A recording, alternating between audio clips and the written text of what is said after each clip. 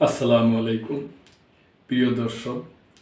বাংলাদেশ জাতীয় নাগরিক পার্টির আহ্বায়ক নাহিদ ইসলাম বলেছেন যে তারেক রহমান সব দেশে আসাতে বহুদলীয় গণতন্ত্র আরও সুসংহত হবে এবং ওনাকে ধন্যবাদ এবং ওনার দলকে ধন্যবাদ জানিয়েছে। তারেক রহমানের প্রত্যাবর্তনে দেশে বহুদলীয় গণতন্ত্র আরও সুসংহত হবে। নাহিদ ইসলাম জাতীয় নাগরিক পার্টির আহ্বায়ক মোহাম্মদ নাহিদ ইসলাম বলেছেন, বিএনপির ভারপ্রাপ্ত চেয়ারম্যান তারেক রহমানের প্রত্যাবর্তন দেশে বহুদলীয় গণতন্ত্রের চর্চা আরও সুসংহত করবে। বৃহস্পতিবার বিকাল 5টায় ফেসবুকে ভেরিফাইড পেজে তিনি লেখছেন, দীর্ঘ 17 বছর পর দেশে ফিরছেন বিএনপির ভারপ্রাপ্ত চেয়ারম্যান তারেক রহমান। একজন বাংলাদেশি নাগরিক ও রাজনৈতিক নেতা নিজ ভূমিতে ফেরার এই অধিকারটি পুনরুদ্ধার হওয়া আমাদের গণতান্ত্রিক লড়াইয়ের একটি ইতিবাচক প্রতিফলন।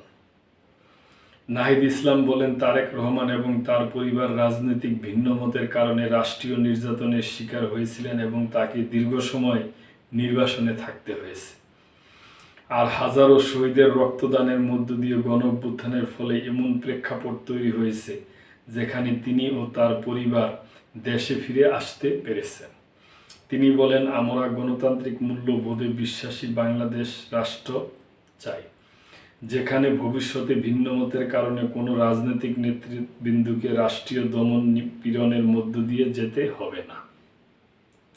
নাহিদ আরও বলেন, বিগত 1.5 দশকের অবরুদ্ধ রাজনৈতিক পরিবেশ ভেঙে আমরা আজ যে মুক্ত বাংলাদেশের পথে হাঁটছি, সেখানে প্রতিটি নাগরিকের আইনের শাসন ও রাজনৈতিক অধিকার নিশ্চিত করাই আমাদের মূল লক্ষ্য।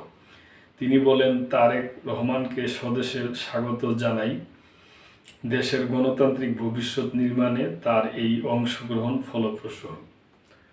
তো প্রিয় দর্শক, নাহিদ ইসলামের পাশাপাশি আমরাও তারেক বলতে চাই যে উনি আসাতে দেশের গণতন্ত্র আরও সুসংহত হবে এবং বিএনপির যে এত বড় একটা দল, এই দলটার নেতৃত্ব আরও সৌন্দর্য আসবে, এটি আমাদের ধারণা। প্রিয় দর্শক, আপনাদের যদি এই ব্যাপারে কোনো কিছু মন্তব্য থাকে অবশ্যই করবেন এবং মেম্বারশিপ নিয়ে আমাদের পাশেই থাকবেন। আল্লাহ হাফেজ।